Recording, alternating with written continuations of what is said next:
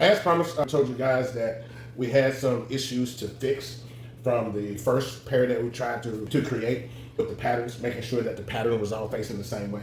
So we fixed that problem and also came up with something better. Most people who create these designer shoes, they would just cut the pattern to fit the inside and then they would just set it or glue it on top. Some would stitch it to make sure that it stays in fit. But as a leather crafter, you guys already know that when we create these patterns or make these patterns, what we're going to do, I cut the seams or the stitching. This way, the leather would go underneath and not just sit on top. I think it looks a little bit cleaner. It makes the shoe stand out a little more. We'll just show you guys how we did that. All you have to do is just take a seam ripper and cut the seams. Now, I've seen this one gentleman overseas, he would completely take the shoe apart, take the sole off, and completely break down the whole entire shoe. Now, I didn't go that route, but what I did, I cut the seam or the toe box, and we're just gonna show you how we set these in here. And now these are all things that we fixed or we learned from the first pair that we put together. So right now, I can't make any more mistakes because I'm running out of sizes.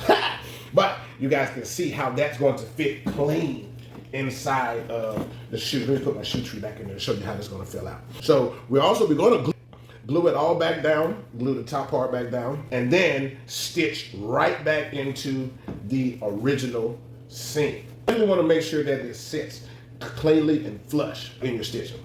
And then once we glue this back down, just go right back into the original seam. And then that's going to make the shoe look more clean and like it was made that way from the factory. Now, this is just one thing that you can do if you want to get off into this particular thing, is make sure that you cut that seam and put it right into right in between the toe box, the original toe box, and the out part of the shoe. Now, there's one other thing that you want to do, and that's take your skiver so it doesn't look so bulky and out of place. The other thing to do is to take your skiver and skive back that edge just enough. So I would say no more than a 1/4 inch. Just skive it. And one, that's not going to make your needle work so hard to sew it back in place. And two, it's going to make it all look flush. Now, we already tucked it up under there, and so now we're just going to make it look flush.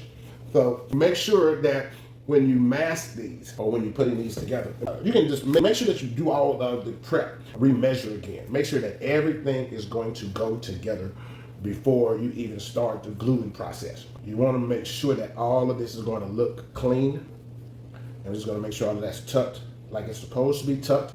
You want this to look as close to as if it was made in the factory. So don't be afraid to measure and remeasure and measure and remeasure again. And that's going to sit right up under there. And then when we get ready to stitch that back, it'll all fit in the original stitch hole. And this is, I did the pattern to make sure that it was just long enough to catch that needle so when we sew it. But that's the general idea.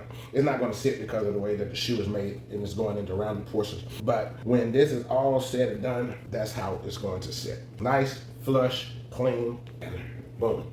There you have it.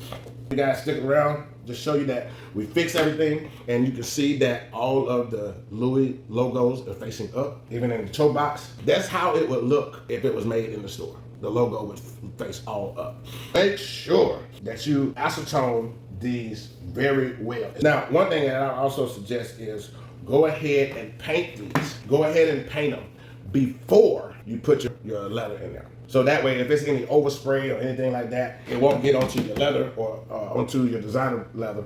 But all right, ladies and gentlemen, keeping y'all updated. All right, ladies and gentlemen, that's it.